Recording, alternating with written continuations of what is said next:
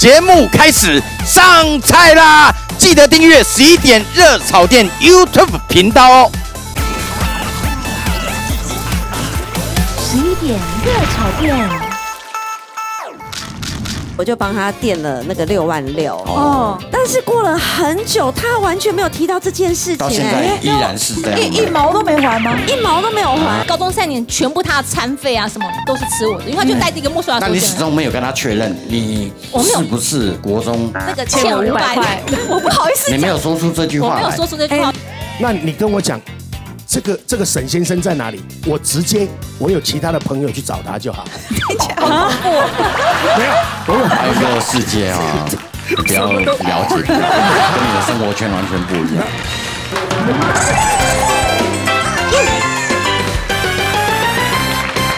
11点热炒店，小阿叉，不呛不辣不上桌啊！非常欢迎2位，群群，还有我妹妹沈伟如，玉林哥好久不见，蓬荜生辉，对不对？真的，我们这个摄影棚里面很久没有这么有青春有朝气的。你好敢讲哦，一开始就这么敢讲。人哦，真的是这样哦，有了新人忘了旧人。真的。OK， 好，今天呢，2位呢，要给我们带来一个很特别的话题啦，因为大家都有这个困扰，对不对？就是我们有时候呢，什么事都敢，但是有件事情就不敢，讨债这件事情。真的，对啊，很不好意思，就是会脸皮很薄，特别是有人来跟我们借钱，我们会脸皮薄拒绝，所以借了之后就是痛苦的开始。有人说要还钱这件事情，就像是我们暗恋别人，午夜梦回都想着他，但是看到他却不敢说出口，不敢去跟他讨债。好，假设今天你有一天下定决心，我要去跟他讨债的时候，就像表白一样，你又怕说跟他讲了，他已读不回，对不对？然后怕讲了之后连朋友都做不成，而且他有时候会用一些很难让人拒绝的理由，然后如果你们又每天见面，尴尬，对，群群像你这么有钱，你应该常常被人家借钱。我没有很有钱，但是呢，我有遇过那种就是很常约我出去吃饭，然后当要出去的时候呢，又说。可是我最近手头有点紧，然后我就会想说，没关系，那我们就去吃个便宜的东西。他就会说，那你可以先帮我付吗？可能就累积，比如说一餐300，一餐500，然后慢慢这样累积，就不得了。对，然后呢，就不跟他拿了。就是你也不好意思跟他要啊，因为他就会说可是我最近还没有拿到那个通告费，对，还没有领薪水，通告费还可以欠那么久的之类的。今天这个主题是这样的，大家都有福了，我们各位都是被欠钱的人啊。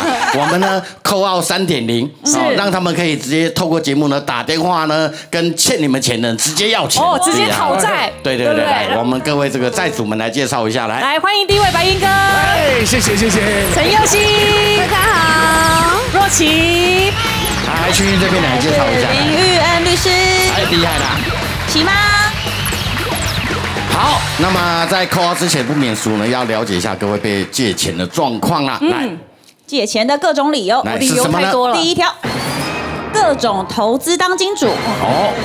能够当金主的这个看面相，一定就是白云哥。白云哥实力雄厚，他就是白董的样子。对不对？我这白董又讲义气，对不对？真的对朋友哥好。对，我对朋友好。但是我当时呢，我认识这个朋友也到现在也有30年了。然后呢，我就全然的相信他。然后你知道他们10来年前，我们还有一点闲钱嘛，就是我如果这个东西钱会影响到我生活，但是我不会花，但是有闲钱我们就，然后他刚好要做一个，反正他就是小额贷款那种，那他人面也蛮广的，那他之前跟一个妈妈差不多也60几岁了，然后他的金主，然后比如说要借3万借5万呐，那他们那个是10天就算一期，哇。所以他是放款的人，就是放款啊！讲得这么文雅，这边小额贷款，这只是高利贷。没有，但是他用的还不错，就是我觉得差不多2%、3%这样还不错了。那利息不错了，对，没有收很高。对，没有。这方面我很了解，他很多这种朋友。那怎样算很高？7%、8%以上的就那个叫重利罪喽。对呀，那个叫重利哦。对呀，那个人家有时候那个为什么会倾家荡产，就是那样。对，你借1万块利滚利，马上到时候1年要还好几万呢。就后来还的利息比本金还要多。对，一般都这样。对。然后后来我那个朋友也有赚到。那前几个月呢，那时候我一开始是先拿个30-40万给他，后来呢，他不会是一次给我拿那么多，他就那后来又有一个人谁要借的，那我这边有没有20？我说有，我就拿给他，前后拿了差不多90万块100万，但是呢，他每个月呢一定会给我利息，利息就在几万块这样，他就拿给我，很好。中间也差不多有差不多2年多3年都是这样。那有的人呢，他那个人家那种债主哈，他会就我现在有现金的，那我就直接一次10万还你，20万还你，那你就把它扣除掉啊。对没多久，后来那个什么，那个我们的 COVID-19，全部大家都萧条了。真的没有钱还。然后我那个朋友就跟我讲说那个比如说那个沈玉琳那个他现在生意也不好怎么样。我说那没有关系，利息我们就不要算了，我们还是很人情味的，利息不要算，你看他有没有本金，那本金1个月还5万还3万都没关系，慢慢还掉。好了，就这样不了了之，结果也没有还但是呢，我后来跟他讲说，那你跟我讲。这个沈先生在哪里？我有其他的朋友去找他就好。听起来好恐怖。没有，我有还有一个世界你不要了解，去找他，跟你的生活圈完全不一样。然后你知道吗？我要离他远一点。还不是一堆人，也是你介绍给我的，污染你纯净的心灵。真的。然后结果呢？我这个朋友他也不跟我讲，那不跟我讲，是不是中间如果他有给他利息的话？他就点收下来，就自己收下来，真的没有，我不知道，我到现在没有去证实。但是已经事隔 COVID-19 到现在都几年了，后来我差不多还有40-50掉在他那边都没有拿回来。我后来不找他了，因为找到我会不好意思我这个朋友说你不是那个沈先生不是欠你钱你去跟他要。他也不是很好过怎么样结果呢，他们家呢，好像他们货车你知道吗？比如说你还不起钱嘛，就把你们家的货车就开回来了，就抵押就对了，就抵押。那我说那你有货车，那我有没有脚踏车？你什么都没有，对，我什么都没有，40-50万什么都没有对，然后后来因为我跟这个朋友认识30年了。我想想，算了好了，就会不好意思。不是啦，还好是这个50万，我认识这个人，我值得啊。如果他真的每次都还我，也许我后续又给他了，变成500万。花50万认识一个朋友很值得了。对呀，你那个欠钱的朋友更值得了。他花了最不亏的，他赚到50万，他不要这个朋友，他很值得。对啊，就是这样啊。所以有时候我们也是贪了一点点利息钱。对啦，反正年代很流行就手上有闲钱朋友就会来招揽我们说，你拿50万出来1个月后我给你多少利息？对。可是常常都是赚到利息钱到最后本金都不见了。对啊，因为现在有很多这种诈骗，其实都用这种方式来尝试骗局那种嘛，类似，就是骗你说你给我20万，我明天帮你编100万，你会不会心动？我会怕。所以我跟你讲，太像诈骗了。我跟你讲，没有情绪就不会被勒索嘛，你没有钱就不会被诈骗。人家都说什么不要最大。对呀，来又新你的。我的话呢，这个人大家都认识他，就是我们常常看到的灵异一哥Eason。然后我跟Eason就是很多年前呢，我们是在通告上面，然后慢慢的熟悉之后，他就跟我说，那个大胆轩，我从小就看你的灵异外景长大。他真的也是很不要脸明明跟我一样都是7年级还同班的，他就叫我姐，知道吗？还讲从小看我的灵异节目。然后他那时候就告诉我说，那个灵异节目他觉得非常的刺激，他自己也觉得他很适合。那问我一些感想，我说那时候玉林哥公司帮我安排去这个节目之后以前通告没有那么满，很奇怪就是很悬。去加入灵异节目外景之后，你只要卡音卡下都得有贵你开始通告量会变得很多。我讲完之后，Eason整个好生羡慕他觉得天哪，那更加深了他想要当外景主持人这个愿望。那有一天呢，我们就是有知道有一家这个可以补财库这一盖的一个宫庙，然后我们就约好就一起去。那去了之后，这个师傅也是蛮厉害的看到他之后，他就说：“哇，你这个人的命格，因为他知道他是艺人然后就说你之前好像也没有很红然后现在好像也不太红，因为我也不认得你他未来也没有红。他就跟他说，你的身上呢卡阴卡煞太多了，你的冤亲债主很多，但是你有一种特质呢，是跟你旁边这位女生，就是指我，就是你，就是你们两个都很有这种磁场灵异体质就对了。如果你跟这个跟佑星一样，也是去做这个节目的话呢，那你应该就会转运，而且会开始爆红。哇，会心动哎。后来那时候这位老师就帮那个医生就是说做好所有的整套哦。之后呢，医生就也是你知道吗？越没钱的男人越想装大方。本来他是跟他讲说大概可能包个红包啊，3万6就 OK 了。贵。结果没有想到他就说，哎呀，3万6算什么？我直接包6万6。医生自己加价。自己加价，一般都是乞丐才会许大愿。哎呀，自己讲自己加价，人家说3万6很多哎，因为他说66大顺啊，我希望至少能够6636，我红36年。哇，我心里想，你红6个月就已经不错了，红36年。然后6万6就给他包下去，可是他哪来那么多钱？因为那时候现场，他还问人家说：“哎，请问这边可以刷卡吗？”我来呸，公庙可以刷卡，刷卡不可能啊！然后后来他就转身问我说：“哎，可不可以先借一点？因为那时候我刚好去那个公司，然后就是领了一笔钱，然后刚好他知道我身上有钱，所以我就帮他垫了那个6万6。然后垫了6万6之后呢，其实这件事情我一直放在心上，因为人家欠我660，我都会记得，更何况那么大的数目，对于当时的我来说。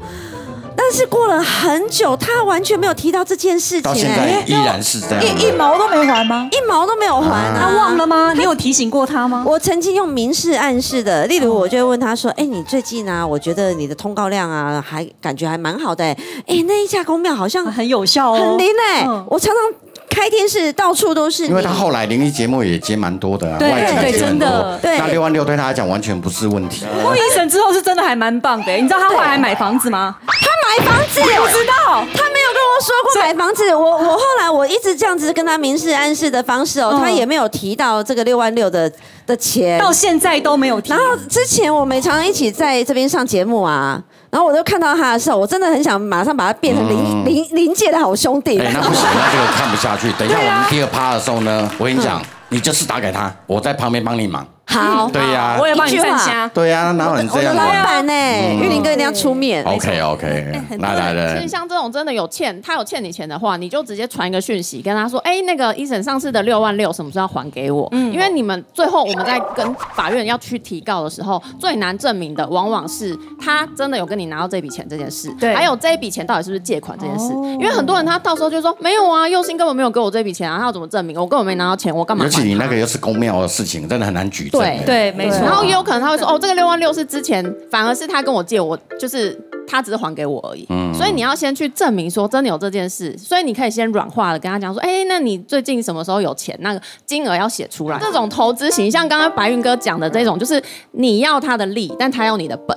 就是你会觉得说，你什么我给你100万，然后你每年年利率给我10%、20%，大家就觉得利息好多，那真的就借了。然后每个月也真的看到利息有回来，但是最后通常都是血本无归，就是本金拿不回来，这是最常见，有点像庞氏骗局这种。去告的话，所以现在还要做，先确认有这个债务关系，哪怕是用套话的。对，要有证据，截图先下来。就像有的女生要之后讨不讨提告这个男生性骚扰，可是没有证据啊。说你那天为什么脱我的衣服？男生说哪有？有啊，你有脱我的衣服？脱你有吗？没有，你拜托你就说你有脱我的衣服好吗？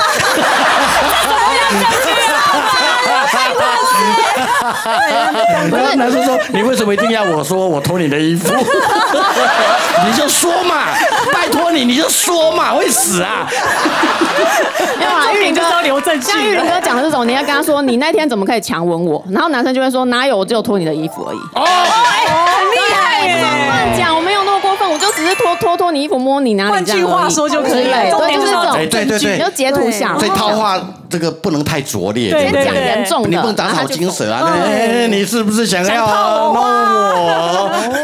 对，人家欠我钱说，比如他欠我5万，说你欠我50万，哪有？我只有欠你5万，马上就很高招的一个套话方式，要多说一点。那这边还是要提醒大家就是要如何去防止这种投资找你当金主的，就2个。第一个，他跟你说保本，然后第二个高利息，这种就要有警觉了，因为在我们现在合法就只有说银行啦，或者是保险公司，或者是券商去卖这种商品的时候才是合法，其他一律都是非法。你其他借出去了，你就是可能要抱着拿不回来的心态，没错，或者说真的要去提高这样。两位对我们节目真的寓教于乐，我说你们两位啦，对不对？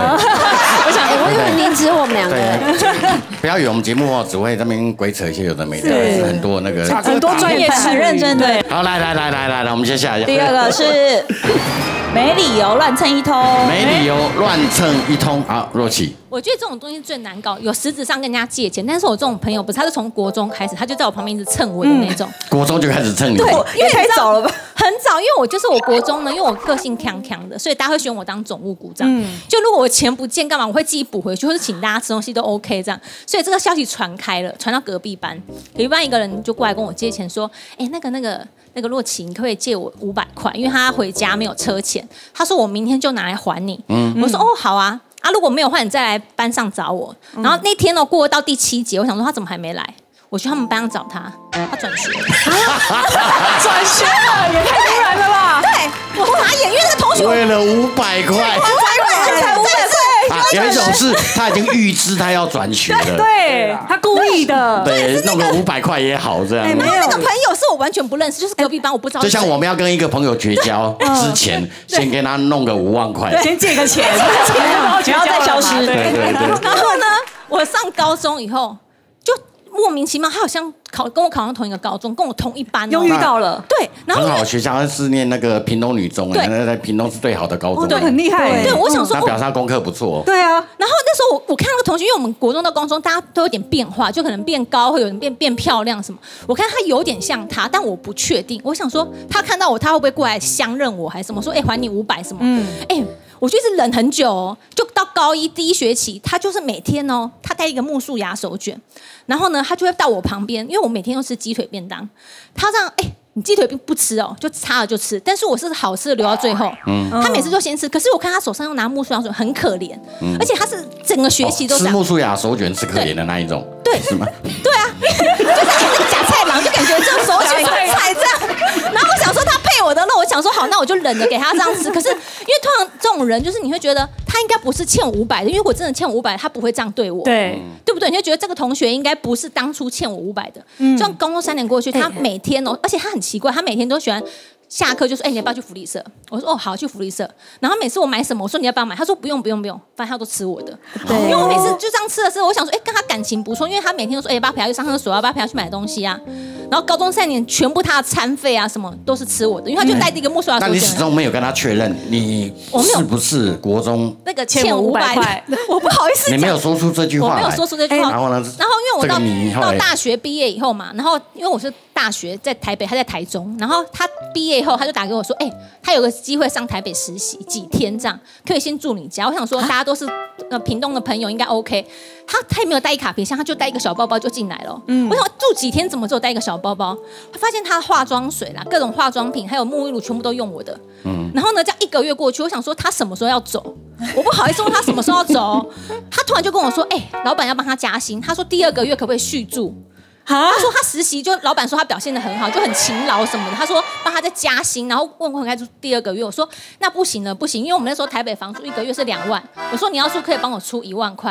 他说没关系，等我赚到钱以后看怎么样再说。因为他现在大家都在打拼阶段嘛，所以至今他就这样子吃喝拉撒，已经20几年过去，我们现在还是朋友，每年过年都会来我们家蹭饭。哇！然后到现在还是朋友，然后我爸还写春联给他说，就他什么都要吃，就是不吃亏，什么都要就是不要脸。给他以后你知道，太直白了吧？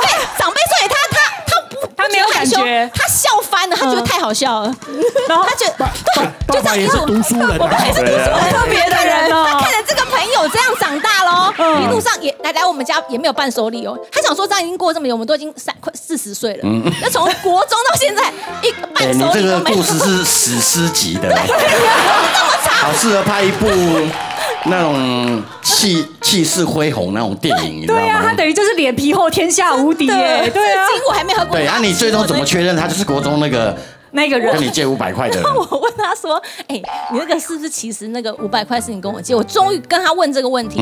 他说：“对啦，其实是我。”因为他说他一直都知道，他一直知道他输他。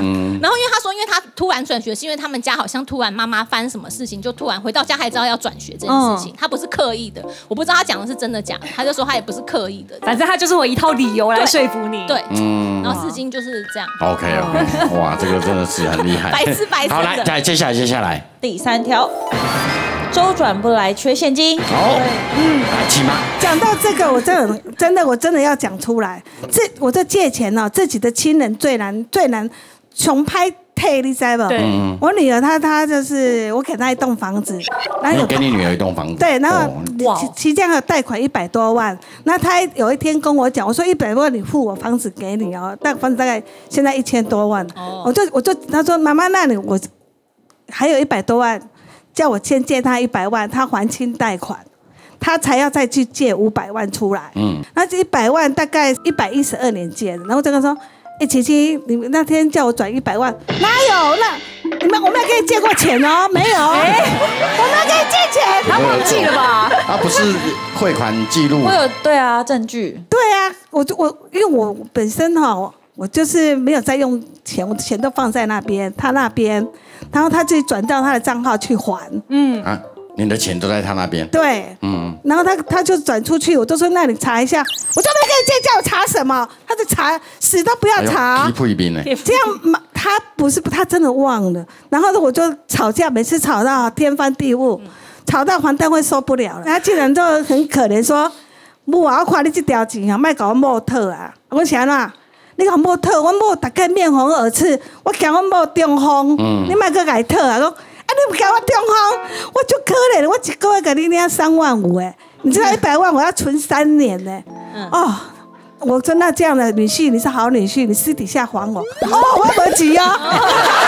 他也不还你。王东辉又不是傻瓜。我没急啊，急都没讲哦。会不会这一切真相就是单纯你有幻觉？没有，他真的有。就是琪琪真的没跟你弄100。有，我有给他。真的有啊，因为我比较相信琪琪。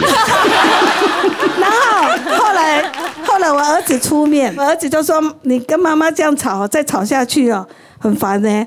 连姐夫都很生气的，叫你不要了。”我说：“那我儿子就说，姐姐，那你就打开电脑查一下嘛，你就查一下。”后来他真的打开电脑查，结果有吗？结果有。结果有，你自己也吓到，怎么会有？真的有，还好，我以为我失智了。他已经跟我吵到我怀疑人生了，我会不会没有借他？到起来我告荒谬呢。对啊，我就怀疑人生，会不会我没有借他？有，我们常常会这样啊。对啊，就借钱给人家，对，然后那个人一直不还，说没有，没有，我真的是，我还跟我老婆讨论呢，说，该不会是我们2个记错了？真的记错了，对，开始怀疑自己。对呀，没有借钱给人家。来，白云哥，没有啦，其实我有碰到一个营造业的老板，他真的是人家那个资本都上亿的，然后呢，这发生也在差不多过年左右那个时候，然后我们去澳门玩嘛，然后去澳门玩的时候，他刚好看到一个包包他要买给他老婆，然后我刚好在刷卡，我也去买东西刷卡，他说他身上没有那么多现金，我说这个包包多少啊？5万2。港币，港币，然后我就刷了，我帮你刷了，就刷完了，他就跟我讲说，我回台湾了，我再还给你啊。我说 OK 了，没问题。所以到现在也差不多4个多月，可能我觉得他忘了，他是一个大老板，他绝对不会讲。大老板才20多万，算小钱吧？对啊，他一定是忘了啦。所以我到现在我也一直不敢跟他开。你们还没跟他提过，还没有问过，因为可能他回到台湾忙嘛，忘记这件事了。对的。有时候钱不是很多，但奇怪他们怎么会忘记哦？我跟那个台商，而且大陆做那个高尔夫球杆。我看身家数十亿是有的哦。然后呢，我们在上海机场分道扬镳，我要回来台北，他要去那个泰国继续工作，好啊，就跟我借了也很少，就2万块而已。哦，好少哦。2万块台币吗？台币。你这么少你也敢借人家？丢脸！我跟他讲，我也觉得自己丢脸了。你怎么借这么少人？来。生死关头，救命钱，救命钱真的好像一定要借。对啊，就会有一种情绪的，对情勒的感觉。因为我是一个很讨厌就有金钱纠葛的人。那我爸爸呢，他是从小就是很喜欢就是借别人钱的。因为我爸他们以前小时候住眷村嘛，然后很多老兵可能到那个时候就比如说我心脏有问题，然后我可能那个什么胃炎啊什么，就跟我爸爸借钱，然后我爸就会借那些老兵啊什么，就说等那个再给他们钱，他发现其实到乡都找不到人，就不见了，会人家真的走了。对啊，并走没有，因为因为他们以前都会写那个借，一定要并走了吗？有些是真的走了，搞不好人家真的胃炎就走了，因为我就是等于是那很多钱，对啊，在那边开玩笑啊，就那个北北什么，如果看到这一集，你记得要还我爸钱，因为我爸的钱在天上看到，对，因为有些如果在电视借电视机前，对电视机前面看到也可以还，因为你知道，因为我很多钱都是我爸自己没有钱，他会跟我妈借所以就等于说他其实也是跟我妈借的钱，别人的钱不会心痛啦。对，因为长期下来，就他们家庭会争吵。我妈说：“你还欠我那几百万都没有还。”可是我爸说那个钱呢是别人欠他的，他说宁愿别人欠他钱，他也不要欠别人钱。可是我妈说那是你欠了我钱。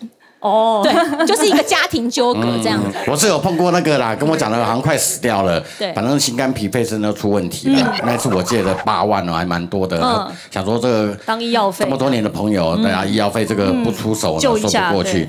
然后呢，2个月以后我去代言一个慢跑的活动嘛，我就负责鸣枪。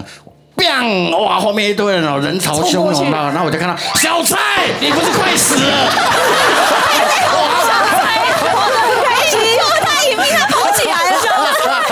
小蔡，他把慢跑当快跑啊，所以他手根本没问题。我叫他名字，他不敢面对我，你知道吗？当做100米在冲刺，所以他根本身体没出问题。哎呀，真的是。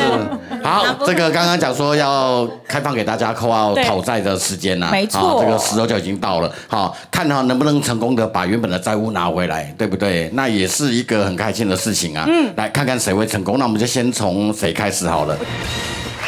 刚刚说要打给雷神，对，我跟你讲啊，有点胆识一点，就是打给他，你也不要跟他管交不交情了。对啊，但是我真的有点紧张哎。这一行说谁跟谁多好都是假的啦，对不对？白云哥就常常很多这种假朋友，假朋友。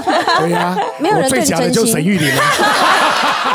钱能要回来比较重要啦。但是我觉得我怕我这样一要之后，反而那要钱的真的会有点觉得不好意思。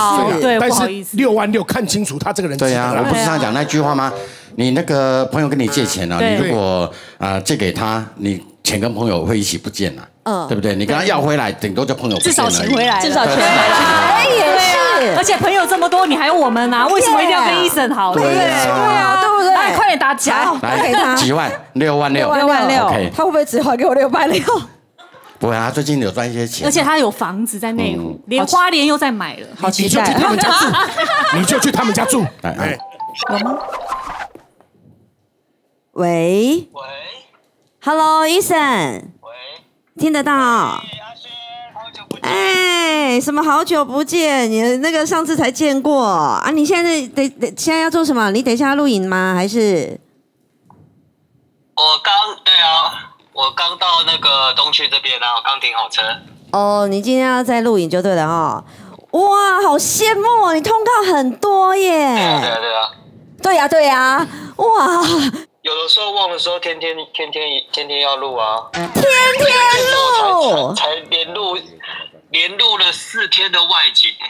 哇，那这样子的话，你录一趟回来，直接在家里躺3天。那这样子的话，1个月你大概现在总收入会是最少至少有多少？就还 OK 啦，还不错啊，还多少？你跟我还有需要这么样的？你是国税局吧？你干嘛调查我的总收入？那你至少1个月有没有赚6万6？6万6是有啊。哦，那你为什么不还我？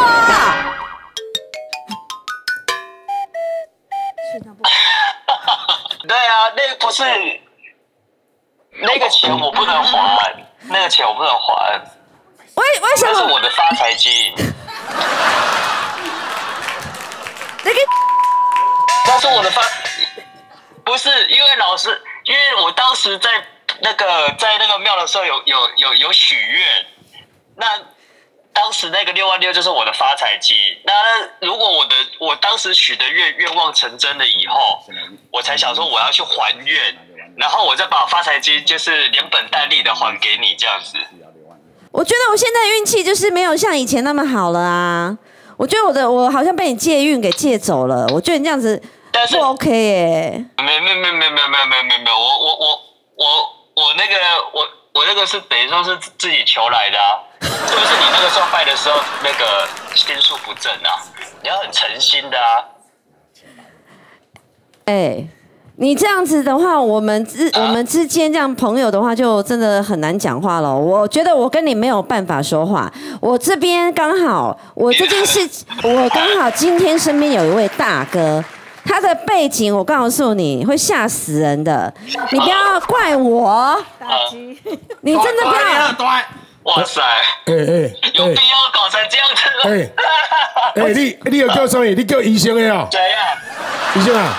我讲，迄6万人啊，咱查甫人啊欠人，咱就行人无要紧啦。啊，你是安那啦？你要拖遐啦？啊无？无啦，迄时我叫起来去甲你提好无？那个还了我会衰啦。无要紧，你若无行，你会讲。你听我讲，你听我讲。你若无行吼，我会讲吼，你袂衰，但是吼，你要去大院哦。对，靠，甲讲好灯啦。你去交代一声啦，好啦，这马去甲讲啦，好去。什么生？医生啊？医生啊，你今麦来几队？两边就出去看医生。你在华视对不对？你在华视，对于你哥的声音。你是谁啊？我笑暖了。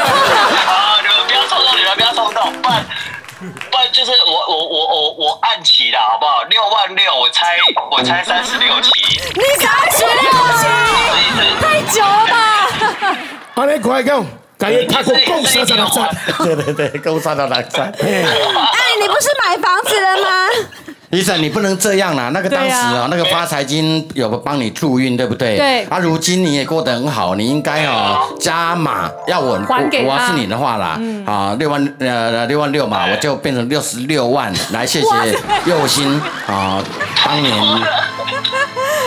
66万。医生，我是伟如啦，我跟你讲，我自己借过这么多人钱，你知道吗？还钱的人运才会好，真的。所有借钱不还的人，我没有看过一个好的，真的。所以你看你现在这个样子，我是说真的，你真的还给人家，因为那个，我跟你讲，你要跟庙宇借这些发财金，要属于你自己的钱再去跟庙宇借，而不是用别人的钱去过这个运。你如果不相信伟如讲的话呢，那你听一听圈圈怎么跟你说好了。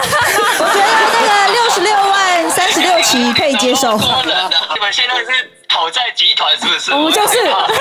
现在演艺圈也萧条，所以我们想说做一个赚多少就赚多少，待会要抽佣的。对，好啦，真的啦，加码，办法加到8万8也好，对不对？好，你说好了。全台湾的观众都听到了。可以啊，8万8，我觉得那个也是一个很吉利的数字。对啊，而且你看，你都买2间房子了，对不对？好，我们正式宣布讨债成功。OK 哈，在我们节目播出日3天之内哦。播出日哦。啊不哈，阮大的叫人去跟你讲哦。绝对好，你去找医生诶。OK， 谢谢医生，谢谢。谢谢。OK， 拜拜。OK， 来，好，佑星，好，讨债成功，真的。哇，接下来，那白云哥自己就是短，钱拿不回来，真的很丢脸呢。不是啊，这个基本上这样好了。我刚才不是说那个营造业的老板，对，因为我没有跟他提醒过了啊，打打看了哈，打打看。刘老板，你在戏压力。志祥哥，哎呀，你咧无用无？你咧无用无？袂啊，你讲，嘿，看啦。我问你一个代志啦，我雄雄煞袂记你啦。你还记得咱咧过年的时候，咱无迄摆去澳门佚佗吗？嘿。尾啊，无我要买物件咧刷卡无？你结果你嘛？你嘛买一个包包要送恁某的无？5万2，迄你又对吧？对啦，我甲你刷卡的啦。歹势嘿。无啦，记你。唔是啦，我就知你咧无用，我唔敢无甲你讲啦。啊，真拄好想着都甲你讲一个。无要紧。嘿啦。你口座传落我吼，啊，我明仔再叫小姐去回你。我会记你5万通嘛吼。5万你啦，台票才20万呢。我叫小姐汇25万互你啦，啊，你口座传话啦，啊是你要冇现金？唔免啦，我你讲啦，啊4个月尔就加5万，啊无你安尼啦，我甲你讲吼，你叫你汇月年底甲汇互我，啊你汇30互我好无？好啦，哎，刘老板，啊你若才好讲话啦。一般人是讲啊，20万也没啥物大钱啊，就算了。啊，你搁有影要用伊哦？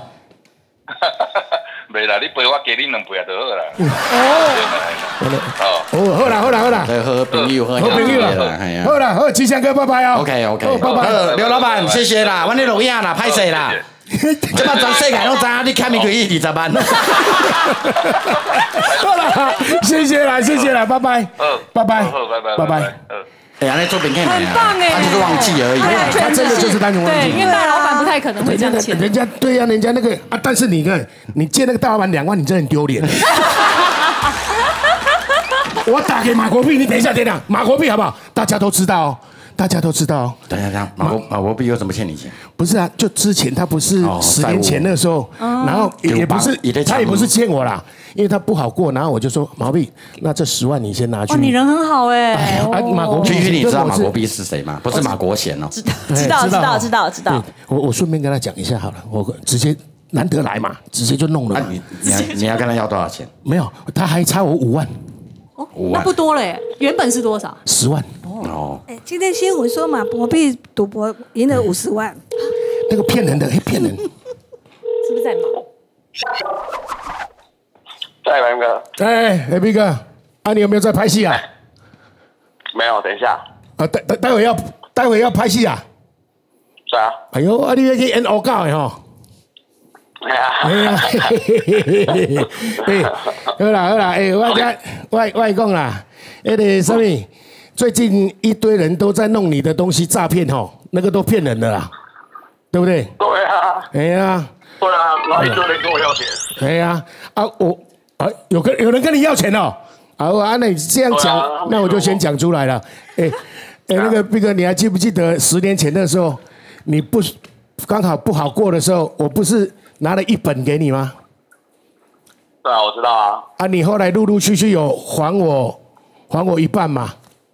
我还你2本啊！你怎么还我2本？你看你乱讲话，没这回事，没这回事，没有，一个月还你9000，还10年的我。我告诉你，你这样我早就被抓去关了啦。我告诉你，好，你还有一半的5万，你看方便你什么时候就给我了。哎呀，啊，我现在还有在拍戏，我后面。就比较稳定一点，我再拿给你啦。但是，白云哥，我跟你报告一件事情。你说，我今年10月份啊，10月底左右，我要去那个徒步环岛啊。对，你之前有讲，但是你现在确定是10月份是不是大概10月20号左右出发吧。好啊。哎呀对啊，这个关我什么事？关我什么事？因为我原本是想要自己出发，自己走，然后你自己可能拍影片什么的。但是现在很多人就跟我讲说，应该要请摄影团队，然后要把它拍成有点纪录片的那个概念。对呀，那很好啊。然后，对，但是这个摄影班的这个费用，我现在还不知道要跟谁借。你这边可以先借我15，有没有？然后我。没事，吓死人了！好聪明哦，毕哥很厉害耶！哇，反咬耶！对呀，反过来跟你借。这个坑狼杀狼，超厉害的！天哪！不行，我看他打来了，哎，国碧，喂，我玉林哥啦。玉林哥，对啦，我刚跟白云一起在喝咖啡啦。白云哥说要跟你要钱哦。对啊。他人怎么这样啊？他现在去大便啊，他不知道我们在讲什么。没有欠钱还钱，反正就天经地义。那点钱有什么好计较的？你以前对他那么好，你以前去酒店都帮他买死了，你没跟他在计较。不行啦，就是。该很多少就很多少。你说你10月份有一个活动，我刚刚在旁边有听到，那很好，很有意义啊！你在缺那个摄影师的钱嘛？哦。你再说一次。我认识一个贵妇哦，她身家数十亿有哦。因为她平常很喜欢看你演戏，算是你的粉丝啊。她每次看到你哦，那个双颊都泛红这样子。这么巧，刚好他也在现场，来跟他讲话，来。毕哥，我想你呢。听说，我可以陪你你缺多少跟我讲，你摄影退我全部赞助。我第一站就会走到基隆了啦，你愿意陪我从基隆走到宜兰，我 OK。我陪你到天涯海角，可以吗？毕哥，这个是谁？这个是谁？你猜看看。毕哥，黄登辉要叫妈妈。安雅伟，那算啥？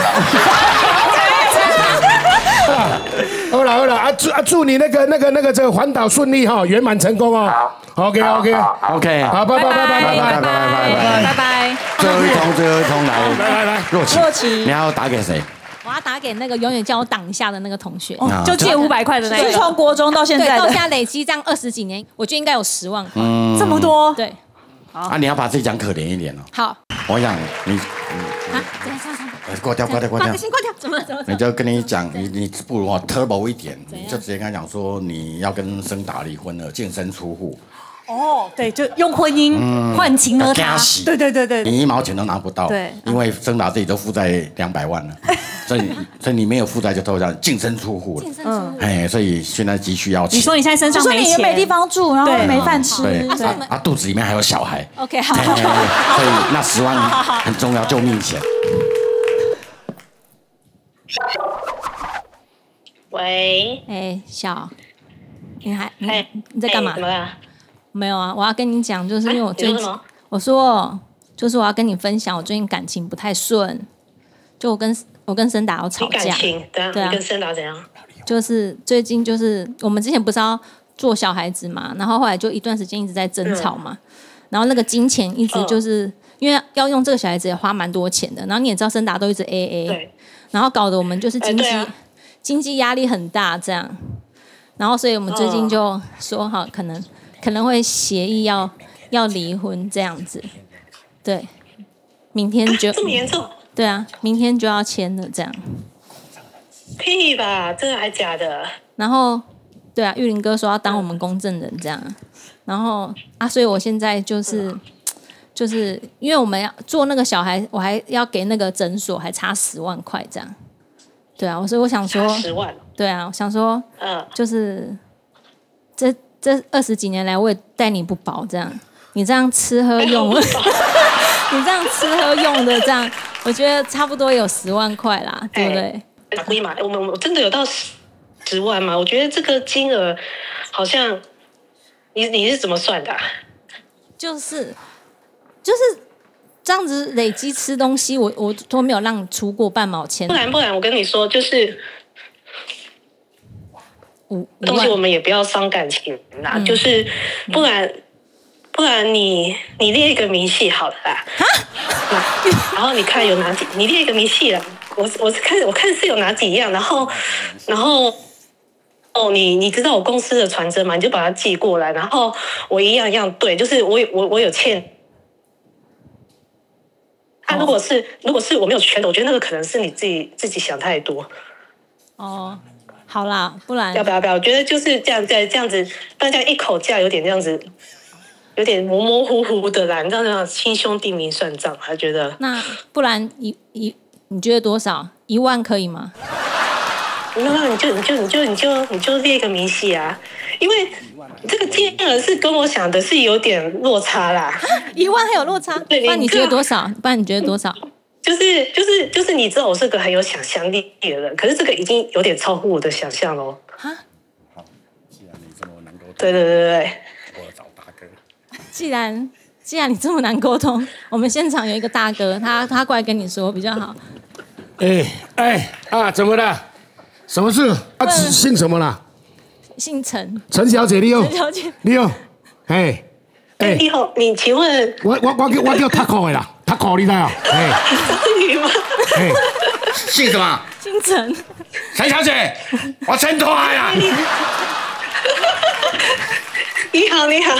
啊，1万块要什么明细啊？因为我最近也是月底有一笔钱要出来，不然我先转5000给他啦。5000，我带你去餐厅吃一顿饭来爱钱啊！5000你敢讲出来？我来讲，你先汇2万给伊，啊，连工我带你出来吃好料的，有听到无？我等我大家讲话算话，我跟你讲，那钱爱汇给人哦。喂，2万块，后来会给伊啦。嘿啦，你汇给伊，啊，我来讲。你汇予伊的时阵，你是到摕票，我甲带你来食好料的，我甲看你的汇票啊，嘿吼，我讲，我是看你水，不啦，就是你有几个人用嘛，还是你即摆用手机啊，订好啦嘛，有啊，嘿啦，你订的我嘛订给你啦，嘿啊吼，好啦，啊你乖啦乖我先吼，我先，后来我就可以啦。OK， 好，注意哦哈，好，拜拜啦，好。See you。好啊，谢谢。好 ，See you。谢谢大哥，好啦，要钱真的是很难的事情，对不对？编一堆假故事才要得到钱。对啊。而且我觉得最好的解决方式就是你在借别人之前，记得脸皮厚一点，跟他说不要，我不要借，就不会有后面的这个问题。对，太好了，来。好的，今天谢谢来宾们的分享，11点热炒店，我们下次见。See you together。千块也别讲。感谢大家收看，记得订阅11点热炒店 YouTube 频道。See you next time, together forever.